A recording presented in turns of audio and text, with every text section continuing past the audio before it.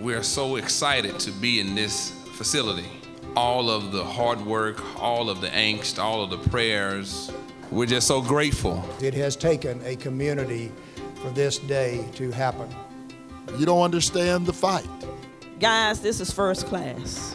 This is first class all the way. But I'm not confused. I know what it takes to make this come to fruition. This neighborhood, this community is in need of a signal, and I believe you're sending a signal today.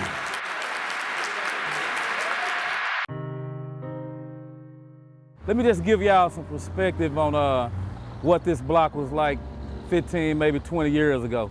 This particular block right here was the haven for drug activity, robbery, prostitution, the whole 9 yards. I mean, hot sheet motels, you know, crime and drugs and illegal retail businesses. The only way to get rid of that was to acquire them. And the amount of funding that was spent to acquire those properties were way beyond the market value. We raised money from donors. Because no bank would finance this. We raised money from the city, helped put some improvements in there in the streets and so on. It sent the right signal to the community that we are indeed trying to help clean up the area, you know, deal with the crime, and that we're committed to a long term. It said from day one that we were going to have a lot of subsidy or grants to help overcome that, and that's where we were. Financing project in a particularly low-income zip code, as Fraser is in, is virtually impossible. There is no conventional financing, period. You know, when you tried to invest and you needed a bank loan, the banks had every reason to say no to you. They say, well, it's not our fault, the demographics aren't here, the incomes aren't here, the traffic isn't here, it won't underwrite. JP Morgan Chase stepped up as one of the heroes for financing. We were still struggling with trying to get the land acquisition squared away to do a residential project, mixed income residential project. We spent 3 years trying to get a mixed income multifamily housing project going. So as we were approaching various organizations to possibly be tenants in this community gathering area and in the commercial area, we approached Parkland Hospital. As it turned out, they were thinking about relocating their Southeast clinic. That was really kind of the beginning, and so we started working intensely with FRI. We explained that we wanted it to be part of a waiver program that we're involved in, as well as a replacement for the East Dallas Health Center. So that began a great working relationship with Parkland to design a great clinic. It was just remarkable to see how all the institutions work together.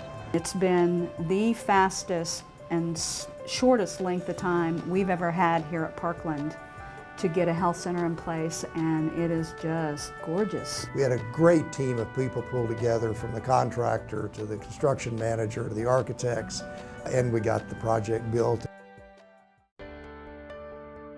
To be a part of a huge project like this is incredibly satisfying. It's been a remarkable odyssey.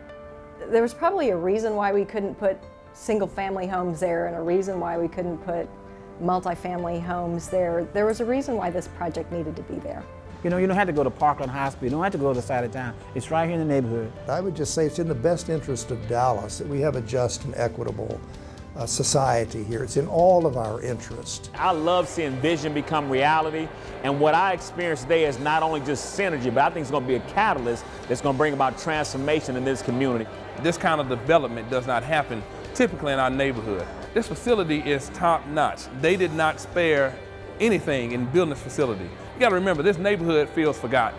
So this sends a huge signal to the residents here and the churches and all the nonprofits and everybody who's trying to do the right thing and work together, that finally we may be getting that support from our city's infrastructure that we have so desperately needed all these years. You've got the DART train, it's the Green Line, 70,000 people coming here a year. More people will get to see this community and be a part of the change than before. So many people working really hard, overcoming a lot of obstacles to see this building come to fruition. So I think if anything, it's going to revitalize this area. You're going to have more things popping up, other developments. You're going to bring housing in. So you can feel it in the room, and I just know a lot of help, hope, and healing is going to happen right in this place.